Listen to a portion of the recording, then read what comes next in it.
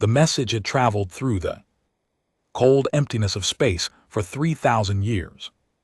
It moved at the speed of light, which seemed fast to the beings who sent it, but was actually quite slow when compared to the vast distances between stars. The crystalline beings known as the had launched this message with great ceremony and pride. They had declared war on a primitive species living on a small blue planet at the edge of the galaxy. At the time of sending, they had observed these creatures through long-range telescopes. They saw small groups of hairless apes building simple structures from mud and stone. They watched them plant seeds in the ground and hunt animals with pointed sticks.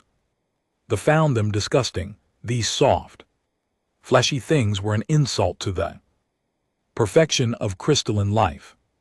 The High Council of the Dominion had voted unanimously these primitive creatures would be cleansed from existence. Their planet would be purified. This was the way of they were the oldest civilization in their region of space.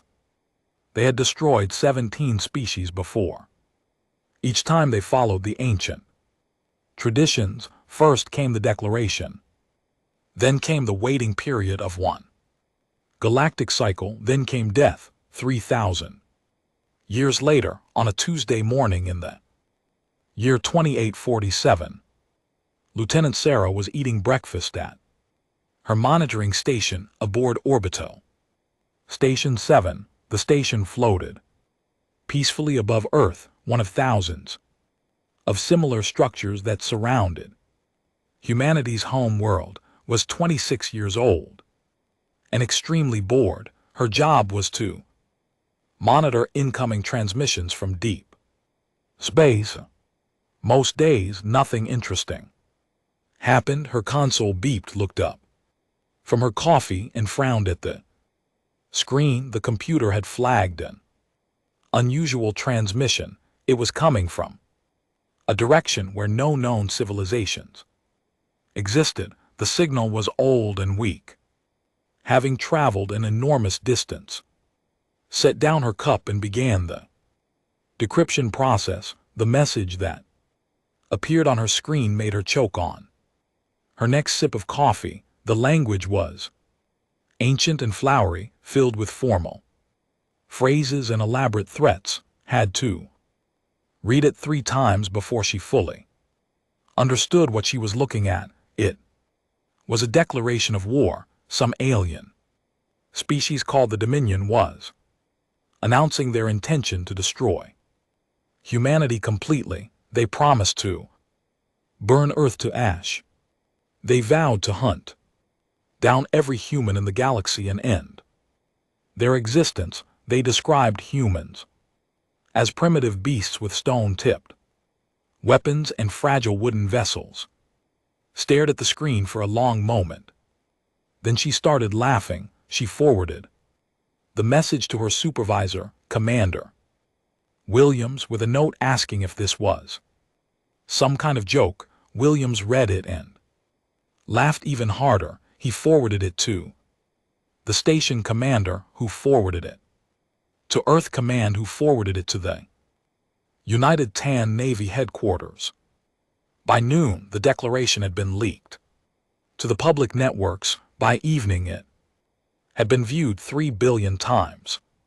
By the next morning, there were already hundreds of comedy videos, jokes, and memes about the someone had created an animated video showing stick figures with spears defending Earth against crystal monsters. It had 50 million views in the first hour. Admiral sat in her office at Navy Command and watched the chaos unfold with quiet amusement.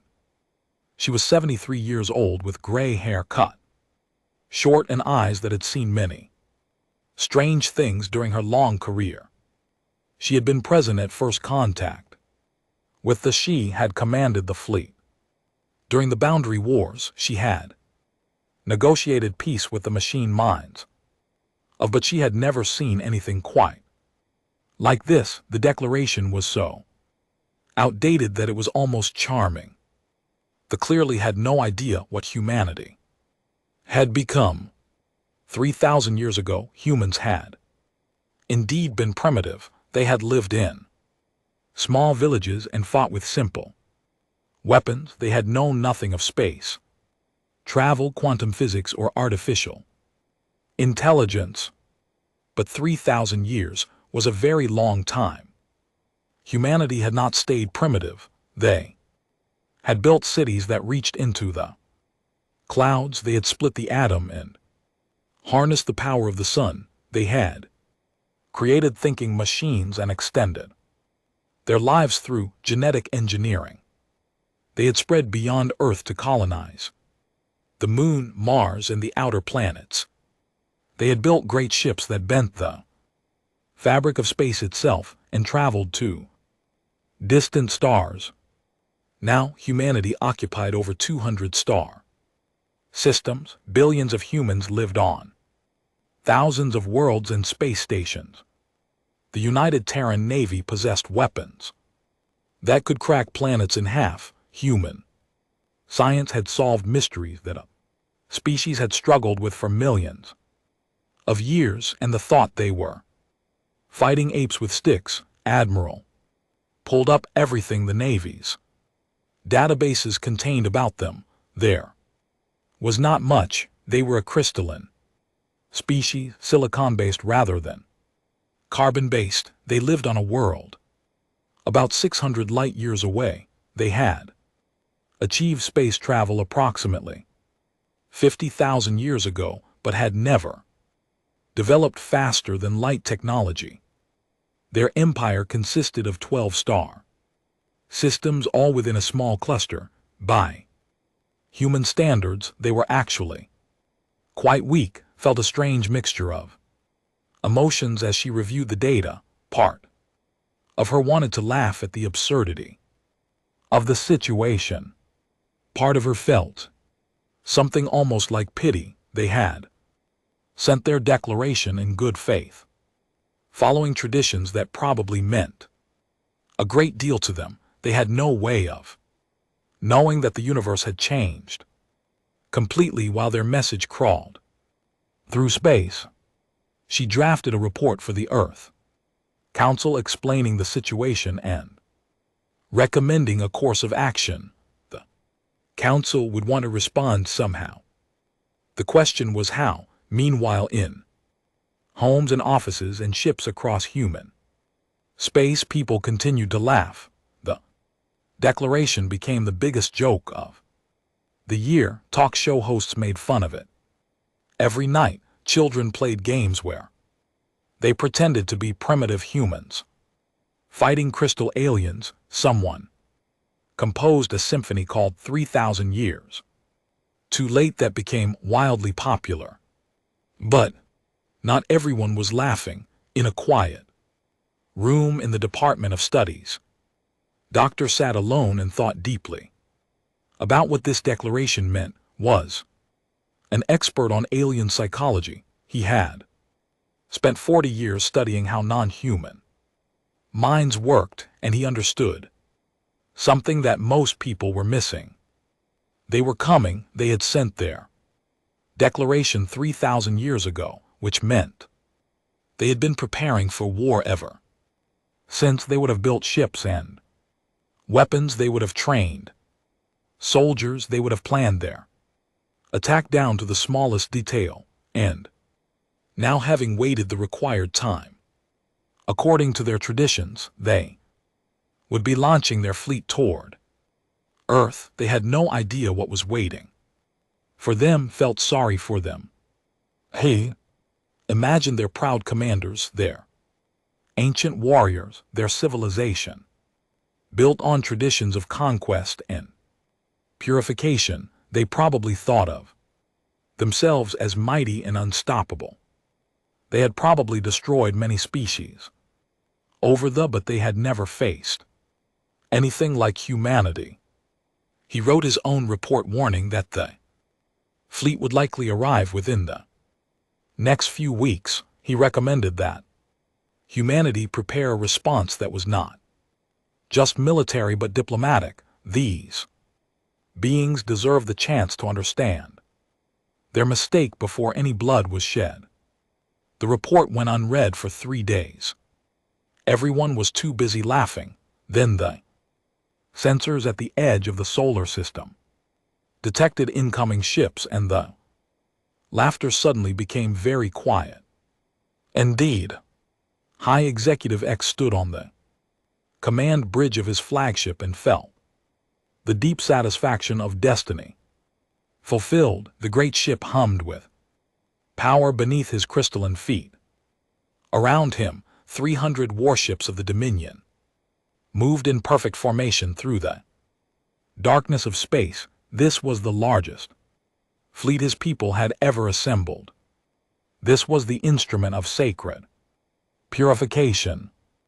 X was old even by standards. His crystal body had grown for over 4,000 years, forming intricate patterns and shapes that marked him as royalty among his kind. He remembered when the declaration had been sent. He had been young then, barely formed, but he had watched the ceremony with wonder in his heart. Now, he would complete what his ancestors had begun. The primitive planet was close. Soon they would emerge from the faster than light tunnel that had carried them across the void. Soon they would see the small blue world with their own eyes. Soon they would begin the cleansing. His second-in-command, sub-executive, approached with a report. The fleet was in perfect condition. All weapons were ready. All soldiers were prepared. The sacred rituals had been completed. Everything was proceeding according to tradition. X nodded his massive crystalline head. He thought about the creatures they had come to destroy, his people's records. Described them in detail: soft bodies, covered in thin skin, internal skeletons of weak calcium, eyes that could only see a narrow band of light. They reproduced slowly and died quickly. They built their shelters from dead plants and mud. Such fragile things, it was almost a mercy to end them. The fleet emerged from faster than light travel near the 8th planet of the target system. X looked at the display screens with anticipation. He expected to see a primitive world, perhaps with a few simple satellites. If these creatures had advanced at all during the waiting period, what he saw made no sense. 8th planet was surrounded by structures. Massive rings of metal and glass circled it completely. Ships moved between the rings in constant streams. Lights flickered across the planets. Many moons indicating cities and factories. This was not the system of a primitive species. This was the home of a spacefaring civilization. X felt a cold sensation spreading through his crystal matrix. Something was wrong. Perhaps they had made a navigation error. Perhaps this was the wrong star system. But no, the records were clear. This was the correct location. That blue planet in the distance was the world they had come to cleanse, and it was not primitive at all. Before X could issue any orders, a new ship appeared on his sensors. It had not been there a moment ago. It had simply materialized behind his fleet, as if it had folded space itself to arrive. The ship was small compared to his warships, but its hull gleamed with technology that his sensors could not fully analyze.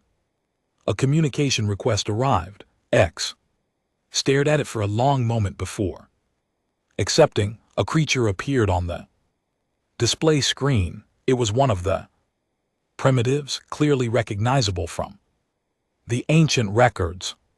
2 arms, 2 legs, a rounded head with soft features, but this creature wore a uniform of some kind and smiled at X with an expression That seemed oddly friendly.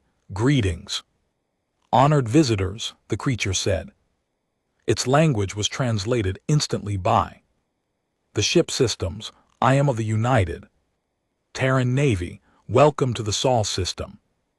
We have been expecting you. X struggled to process this information, expecting them. That was impossible. The fleet had traveled in secret using routes that no other species knew. You are the inhabitants of the third planet, X asked. His voice resonated through the crystal chambers of his body. The ones called humans. That's right, the ambassador said. He was still smiling. I understand you sent us a message while back. Sorry about the delayed response. I think it might have gotten lost in our spam folder. X did not understand all of these words. His translator marked several terms as having no equivalent in the language. Spam folder was one of them. We sent a declaration of war, X said firmly, as required by sacred tradition.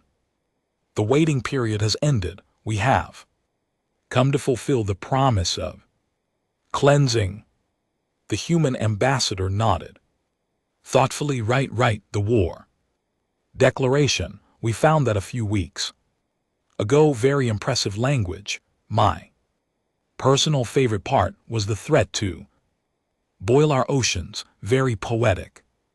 Something in the human's tone bothered X. There was no fear in it. There was no anger. If anything, the creature seemed amused. You do not take this seriously, X said. Oh, I take it very seriously, the ambassador replied. It's just that a lot has changed in 3,000 years. Maybe we should talk before anyone does anything hasty. X turned away from the screen to look at his tactical displays. His officers were sending him constant updates. The data was deeply troubling. The human presence in this system was enormous. Thousands of ships ranging from small craft to vessels larger than any warship. Stations and habitats around every planet and moon. Defensive installations that bristled with weapons of unknown design. And beyond this system, the sensors detected human activity in nearby stars as well. This was not a primitive species. This was an empire. How is this possible? Whispered beside him. They were nothing. They had barely discovered fire. X had no answer. The universe had played a terrible joke on the Dominion. They had spent 3,000 years preparing to destroy a helpless species. And in that same time, the helpless species had become something far beyond them. He turned back to the display screen. The human ambassador was waiting patiently. What do you propose? X asked. His voice was quieter now. Why don't you come over for dinner? The ambassador said. We have a lot to talk about. I think you'll find that humanity has learned a few things since you last checked on us. We've gotten pretty good at making friends, even with people who show up wanting to kill us. It was an absurd invitation that had come to wage war, and this creature was offering food and conversation. By all tradition, X should refuse. He should order his fleet to attack immediately, regardless of the odds. But X was old, and he had not survived 4,000 years by being foolish. He looked at the tactical data again. His fleet was surrounded. Human ships had been positioning themselves since the moment they arrived. Any attack would be suicide. More importantly, the humans had not attacked first. They had every advantage, every reason to strike, but they were offering to talk instead. X did not understand this. In his experience, the strong destroyed the weak. That was the natural order. That was the way. What kind of species became strong and then chose not to destroy. Very well, X said slowly, I will accept your invitation, Ambassador. Let us talk. The human smiled even wider. Excellent. I think you're going to like us, High Executive. We're a lot more interesting than we used to be. As his shuttle prepared to depart, X wondered if he was making the right decision. His ancestors had declared war on monsters, but somewhere along the way, the monsters had become something else entirely, and X was beginning to suspect that they might be the ones who needed to be afraid. The human dreadnought was called the Laughing Buddha. X found this name strange and somewhat disturbing. What kind of warship was named after laughter? The name their vessels things like purifier of worlds and blade of cleansing, serious names for serious purposes. But nothing about the humans seemed serious. The shuttle bay where X landed was enormous, capable of holding his entire escort fleet if necessary. Human soldiers stood at attention as he descended from his craft, but they did not look afraid. They looked curious. Some of them were actually smiling. Admiral waited at the end of the greeting line. She was smaller than most humans, with hair the color of steel and eyes that showed great age and wisdom. When X approached, she bowed slightly in a gesture of respect. High Executive X, she said, thank you for accepting our invitation. I hope we can show you something of who we have become. X studied her carefully. His crystal senses could detect electromagnetic fields, chemical compositions, and structural weaknesses. The human before him was incredibly fragile. Her bones were thin, her organs were soft. He could shatter her with a single blow. Yet she stood before him without fear, representing a civilization that could destroy his entire fleet in moments. I have come to understand my enemy, X said. This is tactically wise before any battle. Admiral smiled gently. Of course, let me give you a tour. I think you might find some things surprising.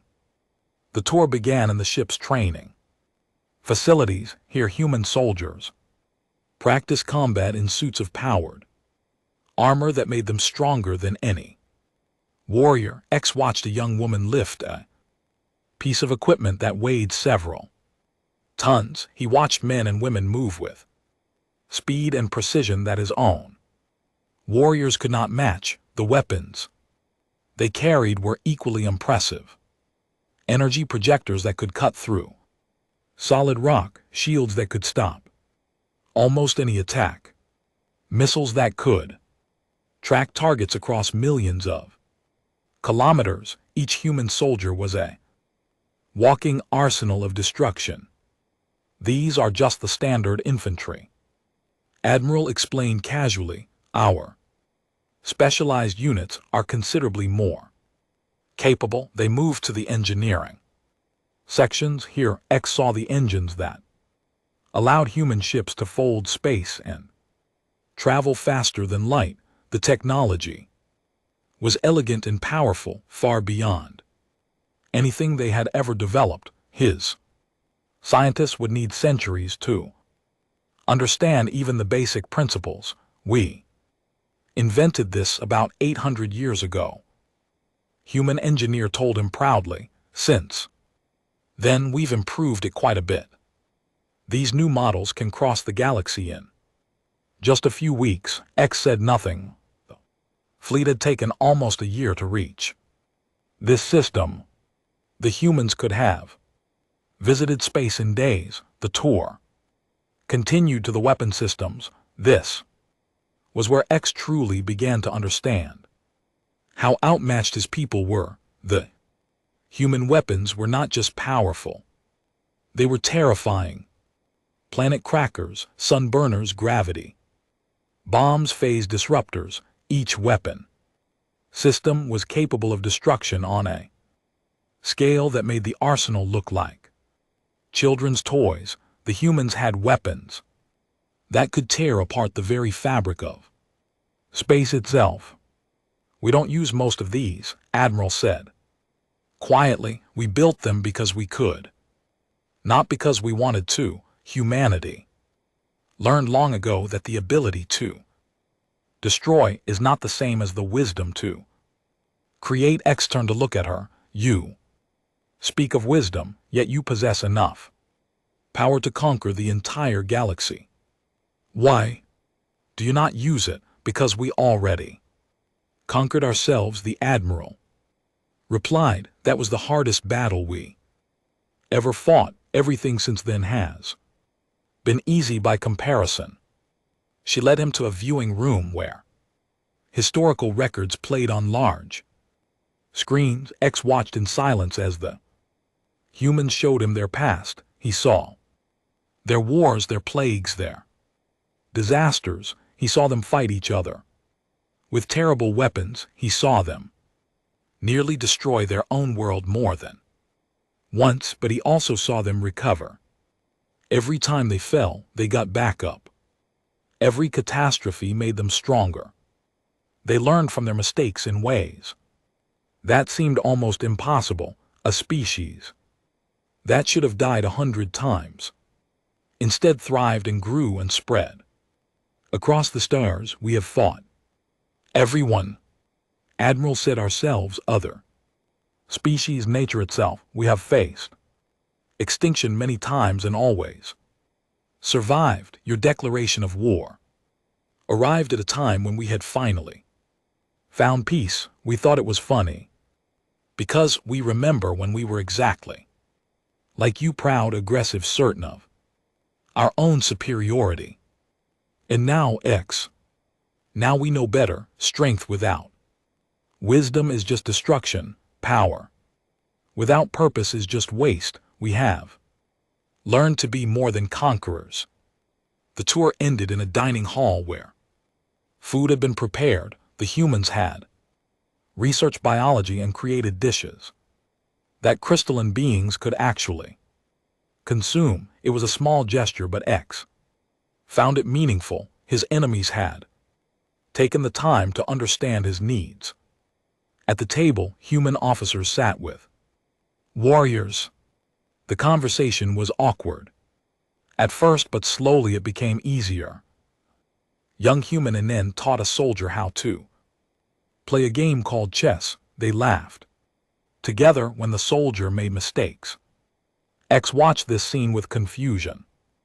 These were supposed to be enemies. They were supposed to hate each other, yet here they sat sharing food and games like old friends. Admiral sat beside him. What are you thinking, High Executive? X was quiet for a long moment. I am thinking that my people have made a terrible mistake. We declared war on a species we did not understand. We assumed you were weak because you were different. We assumed you were inferior because you were young. Many species have made that assumption about us, the Admiral said. Most of them are still alive because we chose to forgive rather than destroy. Why? X asked. The question burned inside him. Why show mercy to those who would kill you? Admiral considered the question carefully. Because revenge is easy, but understanding is hard. Because killing an enemy ends the conflict, but wins nothing lasting. Because we were once like you, and someone showed us mercy when we did not deserve it. She paused, then continued more softly, and because the galaxy is vast and lonely. High Executor, we have traveled far and seen much. We have learned that intelligent life is precious and rare. Every species that exists is a miracle, even one that comes to destroy us. X looked around the dining hall. He watched his warriors talking with humans, learning about their strain, culture, seeing them as people instead Of targets, something was changing. Inside him, though he could not name it. For 3,000 years, they had been preparing. For war, they had imagined glory and victory and the purification of an inferior species. Instead, they had found something unexpected. They had found a species that had already won every war that mattered. Species that had nothing left to prove. A species that looked at an invading fleet not with fear or anger, but with curiosity and compassion. X did not know what to do with this information. His entire worldview was crumbling around him, but somewhere deep in his crystal heart, a new feeling was beginning to form. He did not recognize it at first because his people had never had a word for it. Later the humans would teach him. They called it hope. X returned to his flagship with a mind full of confusion. His shuttle crossed the empty space between the human dreadnought and the fleet in silence.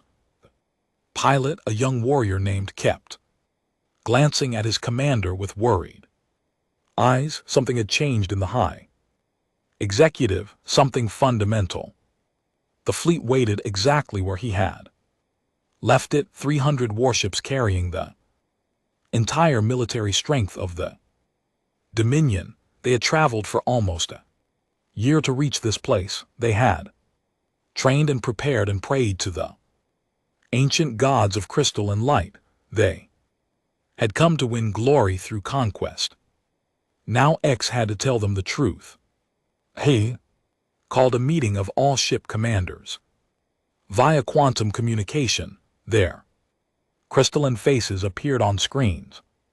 Throughout his command chamber, they looked eager and ready. They still believed victory was possible.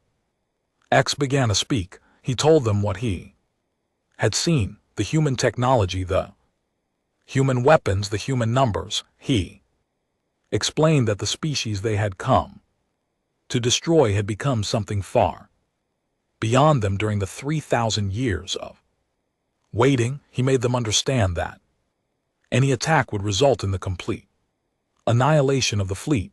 The reactions were mixed. Some commanders fell silent with shock, others refused to believe. Few grew angry and accused X of cowardice. Commander, and of the warship Eternal Flame was the loudest voice of opposition. We cannot turn back now, he said. His crystal body flickered with aggressive light. The sacred traditions demand that we fight. Honor demands that we attack. If we are to die, let us die with glory rather than live with shame. There will be no glory in this death, X replied wearily, only foolishness. The humans could destroy us all in minutes. They have weapons we cannot even understand, let alone defeat. Then we die as warriors should, and insisted we die fighting against the enemy. Our names will be remembered forever. Our names will be forgotten, X said, because there will be no one left to remember them. If we attack and fail, the humans may decide to finish what we started. They may come to our home worlds. They may destroy everything we have ever built. This silenced even that had families back home. They had children and elders in cities full of civilians. A war against humanity would not just kill this fleet, it could mean the end of the entire species. The debate continued for hours. Traditionalists argued for attack. Pragmatists argued for retreat. Young officers asked questions that had no good answers. Old veterans shared their fears and doubts. Meanwhile, the human ships maintained their positions around the fleet. They were close enough to strike at any moment, yet they did nothing aggressive. They simply waited. This behavior confused them greatly. Any other species would have attacked by now. Any Other civilization would have used their advantage to destroy the enemy, but the humans just waited and watched. In the quiet of his private chamber, X reviewed the ancient laws of his people.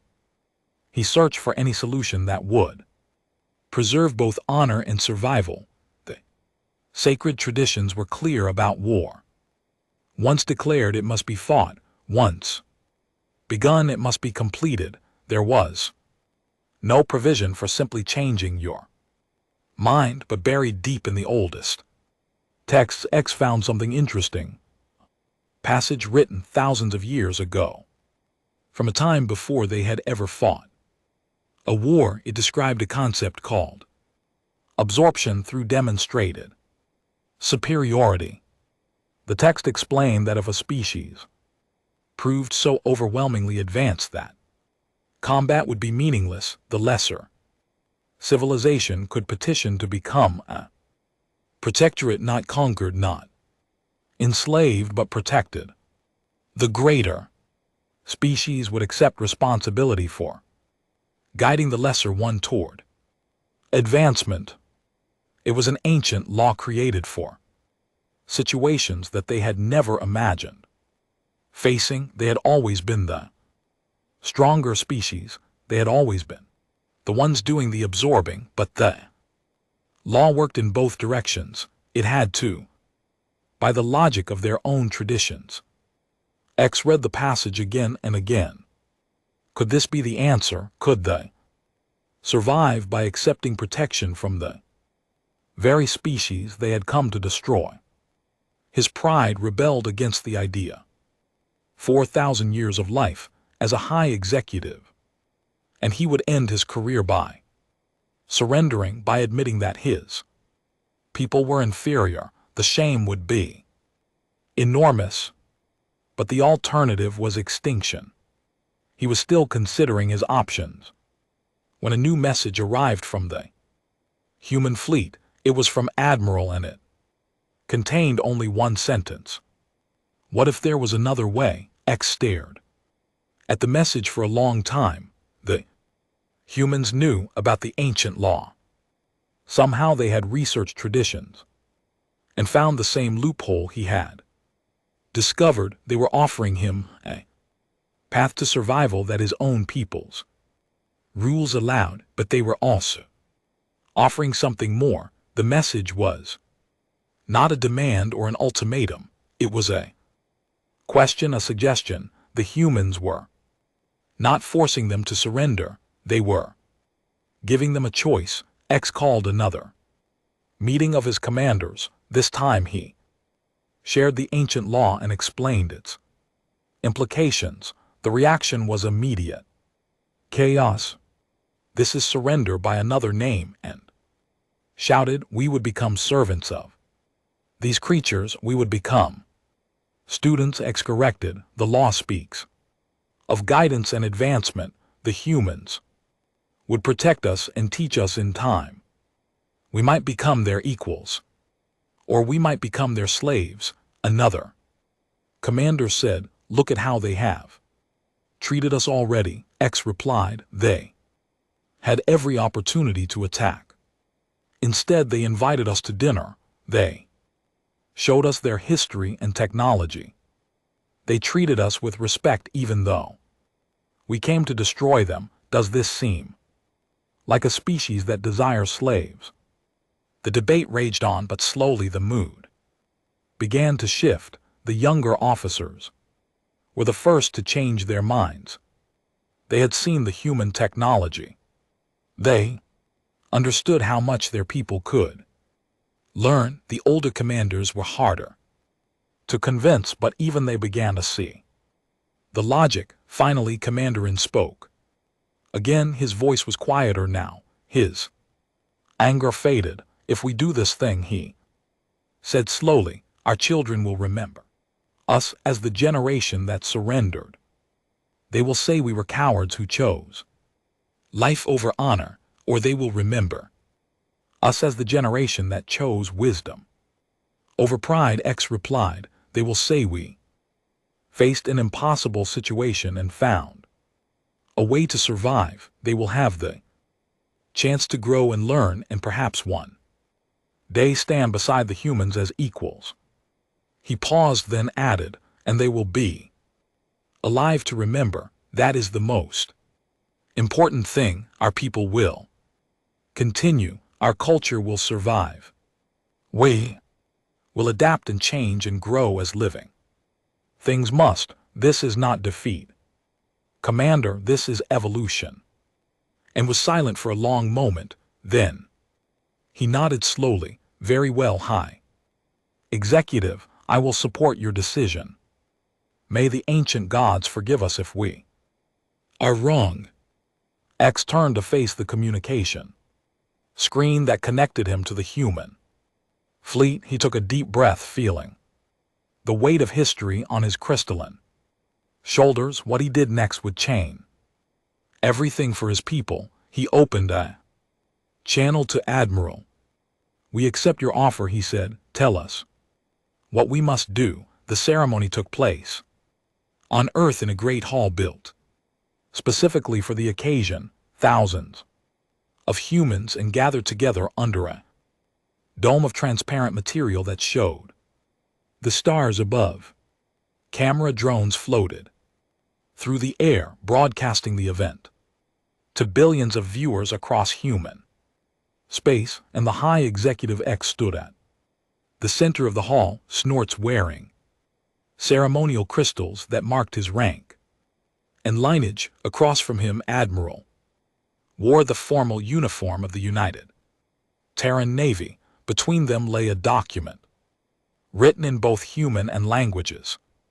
The document was elegant in its simplicity. It stated that the Dominion recognized the technological and military superiority of the United Terran civilization. It requested protectorate status under the ancient laws of the people, and it formally ended the war that had been declared 3,000 years ago. But the most important part was what the document did not say. It did not mention conquest or surrender. It did not demand tribute or submission. Instead, it spoke of partnership and learning and mutual respect. Admiral had insisted on these changes when X had first presented the ancient law. She had studied it carefully and then shaken her head. This won't work, she had said. Not for us. Humanity doesn't want subjects or protectorates. We want friends. So they had rewritten the agreement. Together, they would join an alliance. Rather than becoming property, they would receive human technology and education freely, not as charity but as a gift between equals. In return, they would share their own knowledge and perspectives. It was X-relected, a very human solution. They had taken an ancient law designed for conquest and turned it into something entirely different.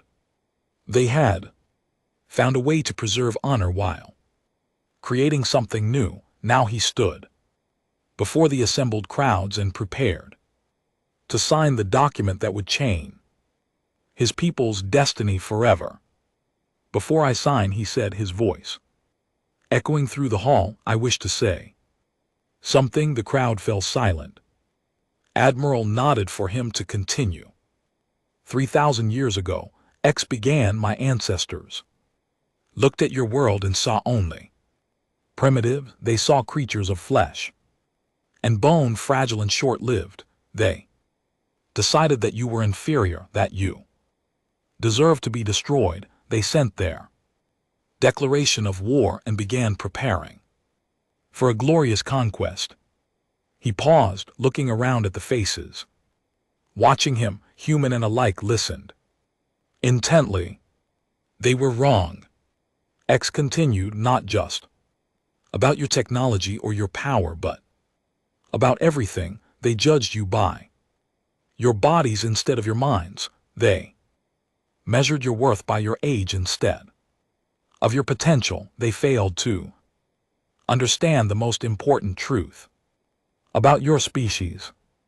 Humans grow, humans change, humans adapt. What you are today is never what you will be tomorrow. This is your greatest strength. This is what makes you different from every other species in the galaxy. He turned to face Admiral directly. We came here expecting to find monsters. Instead, we found teachers. We came expecting to give death. Instead, we received mercy. I do not have words to express what this means to my people, but I will spend the rest of my life trying to understand it. Admiral smiled warmly. High Executive, humanity has made many mistakes in its history. We have been cruel and foolish and short-sighted. We have done terrible things to ourselves and others, but we have also learned that the truest strength lies not in the power to destroy, but in the wisdom to build. She stepped forward and extended her hand in the human gesture of friendship. Welcome to the family, X. We have much to teach each other. X reached out and took her hand carefully, his crystal fingers closing gently around her soft flesh. The crowd erupted in cheers and applause. The cameras captured the moment and sent it racing across the stars. The war that never happened was officially over. 6 months later, the first exchange students arrived on Earth. They were young, barely formed by standards, and they looked at everything with wonder and curiosity. Human guides showed them cities and forests and ocean. Human teachers explained science and art and history. Human families invited them into their homes and treated them like honored guests. Cultural exchange went both ways. Human scholars traveled to study their ancient civilization. Human artists created works inspired by crystalline beauty. Human engineers began collaborating with scientists on projects that combined the best of both cultures. Slowly, carefully, two species that had been destined for war became something far more valuable. They became partners. X remained on Earth as the ambassador. He found that he enjoyed the strange planet with its wild weather and noisy cities. He made friends among the humans, including Admiral, who visited him often to share meals and conversation.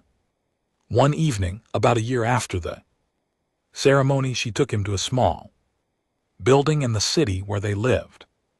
The sign outside said it was a comedy club. X had learned about human comedy by then, though he still did not fully understand it. Inside, a human stood on a stage telling jokes to a crowd of laughing people. The comedian was discussing various topics, making observations that the audience found amusing. Then he started talking about the war. So these aliens send us a message 3,000 years ago, the comedian said. 3,000 years. I can't get a text back from my ex in 3 days, and these guys are waiting 3 for a response. The crowd laughed. X felt confused, and the best part, the comedian continued, is what the message actually said. They called us primitive. They threatened to boil our oceans. Meanwhile, their mail is taking longer than it takes us to evolve into an interstellar civilization. That's some serious postal service issues right there. More laughter filled the room. Admiral leaned over to X. This is what I wanted you to see, she said quietly. This is how humans deal with fear. We laugh at it. We make jokes about the things that scare us. It's how we survive. X watched the comedian continue his routine. The man made more jokes about the war, about the absurdity of the whole situation. None of the jokes were cruel or mean. They simply found humor in the strangeness of existence your species declared war on us, Admiral continued, and our first response was to create memes that probably seemed disrespectful to you. But it wasn't, it was how we processed the situation. We laughed because the alternative was fear, and fear makes people do stupid things. X considered this. His people had no equivalent to human comedy. When faced danger, they responded with aggression. Or retreat, they had no concept of laughing at their problems. Perhaps he said slowly, this is another thing we can learn from you. The comedian finished his routine and left the stage. To applause, a new performer took his place. The jokes continued, covering many topics that X did not understand. But something strange happened as the evening went on. X found himself reacting to the performances, not understanding the humor exactly, but feeling something in response to it. Lightness, a sense of absurdity, recognition that the universe was vast and strange and often ridiculous. When one comedian made a particularly clever observation about the differences between humans, and X felt his crystal body vibrate in an unusual pattern. Sound emerged from him that he had never made before. Admiral looked at him with surprise and delight. X, she said, are you laughing?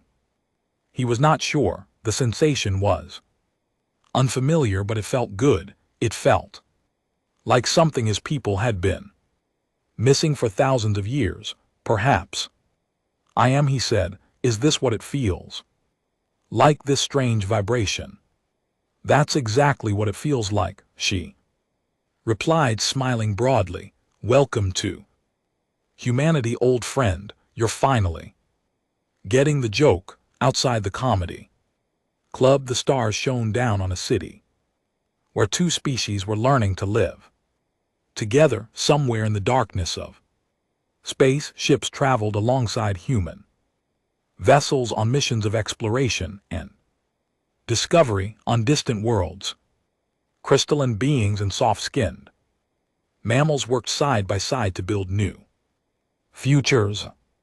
It had started with a declaration of war and ended with laughter. It had started with the promise of death and ended with the gift of friendship. It had started with an ancient hatred and ended with something no one had expected: hope, understanding, peace.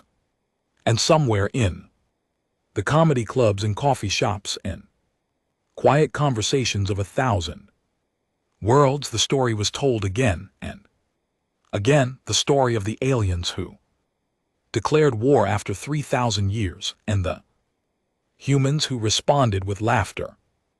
It was, everyone agreed, the best joke in the galaxy.